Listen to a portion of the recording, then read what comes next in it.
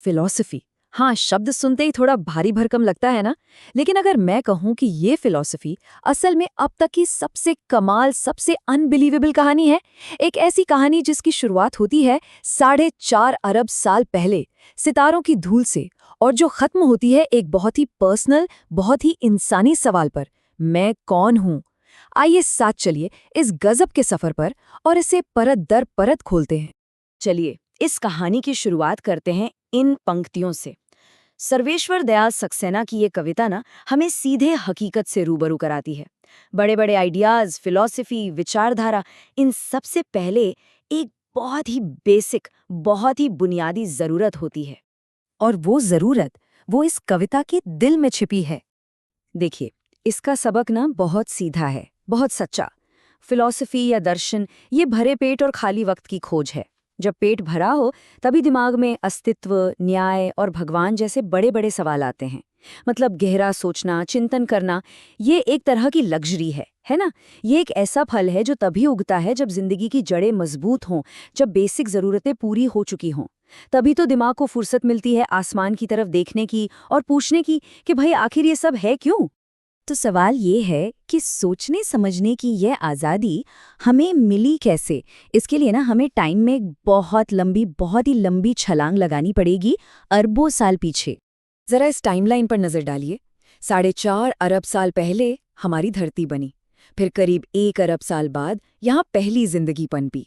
फिर लाखों साल बीत गए, होमो हैबिलिस आए, फिर हम, होमो सेपियंस।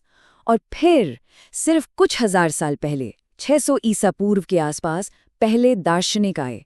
मतलब जो बात हैरान करती है वो है टाइम का स्केल। सोचिए, इस पूरे कॉस्मिक इतिहास में फिलॉसफी तो बस एक छोटा सा नया सा मेहमान है। जैसे ब्रह्मांड की घड़ी में आखिरी कुछ सेकंड्स की फुसफुसाहट। हमारी धरती की इतनी लंबी कहानी में बस एक पलक झपकने जितना। तो ये सब सोचने के लिए जो हार्डवेयर चाहिए, मतलब हमारा दिमाग, वो बना कैसे? इवोल्यूशन ने हमें एक जबरदस्त अपग्रेड दिया। हमारा ब्रेन साइज ऑलमोस्ट डबल हो गया। होमो हैबिलिस का ब्रेन जहां करीब 600 क्यूबिक सेंटीमीटर का था, वहीं हमारा होमो सेपियंस का करीब 1260 क्यूबिक सेंटीमीटर तक पहुंच गया। और इसी एक्स्ट्रा स्पेस में, इसी बढ़े हुए दिमाग में कॉम्प्लेक्स सोच, गहरी बातों को समझने की काबिलियत ने जन्म लिया। हार्डवेयर तो आ गया, अब बारी थी सॉफ्टवेयर अपडेट की। और ये हुआ करीब 75,000 साल पहले। दिमाग में ना कुछ क्लिक हुआ। इसे कहते हैं कॉग्निटिव रेवोल्यूशन। अचानक से हम होमो सेपियंस वो करने लगे जो कोई और नहीं कर सकता था। हम कल्पना कर सकते थे, इमेजिनेशन। हम उन चीज़ों के बारे में बात करने लगे जो असल में हैं ही नहीं। कहानियाँ, मिथक, देवी देवता, ये सब बनाने लगे। अब दुनिया सिर्फ वो नहीं थी जो दिख रही थी, बल्कि वो भी थी जिसकी हम कल्पना कर पा रहे थे। तब देखिए, हमारे पास हार्डवेयर था, सॉफ्टवेयर भी था, पर एक चीज अभी भी मिसिंग थी। क्या? वक्त, फुर्सत। और वो हमें मिली करीब 10,000 साल पहले, एग्रीकल्चरल रेवोल्यूशन यानी कृषि क्रांति के साथ। सोचिए, पहली बार ऐसा हुआ कि पूरे के पूरे कबीले को रोज शिकार पर या खाना इकट्ठा करने नहीं जाना पड़ता था। अनाज के भंडार भरे थे। इसका मतलब ये हुआ कि कुछ लोग अब दूसरे काम कर सकते थे।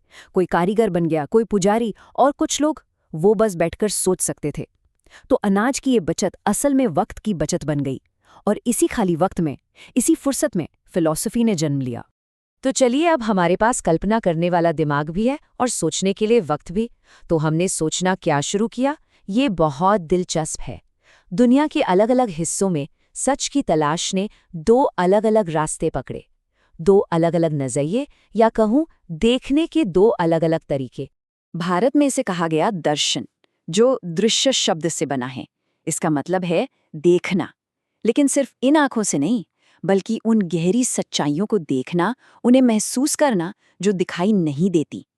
वहीं वेस्ट में इसे कहा गया फिलॉसफी, जिसका मतलब है ज्ञान से प्रेम, फिलॉसफिया। एक तरफ है डायरेक्ट एक्सपीरियंस पर जोर, और दूसरी तरफ ज्ञान के लिए एक जुनून, एक खोज। मंजिल एक ही, पर रास्ते दो। और दर्शन के इस आइडिया को और गहराई से समझने के लिए एक और कॉन्सेप्ट है, ज्ञान चक्षु। मतलब ज्ञान की आंख, विजडम की आंख। ये वो तीसरी आंख है जो हमें वो देखने में मदद करती है जो शायद बाकी लोग नहीं देख पाते। ये लाइनों के बीच में पढ़ने की काबिलियत है, खामोशी को समझने की काबिलियत है, दुनिया के छिपे हुए पैटर्न्स को पहचानने की काबिलियत। तो अब जब हमारे पास सतह के पार देखने की ये नई ताकत आ गई, तो हमने सवाल भी बड़े पूछने शुरू कर दिए, वो सवाल जिन्होंने हमें हमेशा परेशान किया है। फिलॉसफी में इन बड़े सवालों को हम 3 मेन ब्रांचेस में बांट सकते हैं। पहली है मेटाफिजिक्स या तत्व मीमांसा। ये पूछती है असलियत क्या है, ये दुनिया, ये यूनिवर्स, ये सब किस चीज से बना है। दूसरी है एपिस्टेमोलॉजी यानी ज्ञान मीमांसा। ये पूछती है हम जानते कैसे हैं, जो कुछ भी हम जानते हैं हमें कैसे पता कि वो सच है। और तीसरी है एक्सियोलॉजी यानी मूल्य मीमांसा।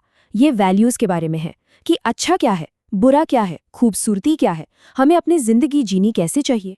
और इन्हीं ब्रांच से निकलते हैं वो टाइमलेस सवाल जो हजारों सालों से हम सबको परेशान करते आए हैं। मैं कौन हूँ? ये दुनिया कहाँ से आई? क्या मौत के बाद भी कुछ होता है? एक अच्छी जिंदगी का मतलब क्या है? कुछ होने के बजाय कुछ भी क्यों नहीं है? ये ऐसे सवाल हैं जिनका कोई एक सीधा साधा जवाब नहीं है, लेकिन शायद इन सवालों को पूछना ही हमें इंसान बनाता है। और यहीं पर फिलॉसफी एक बहुत ही अनएक्सपेक्टेड, एक बहुत ही सरप्राइजिंग मोड़ लेती है, क्योंकि शायद फिलॉसफी का असली मकसद जवाब खोजना है ही नहीं।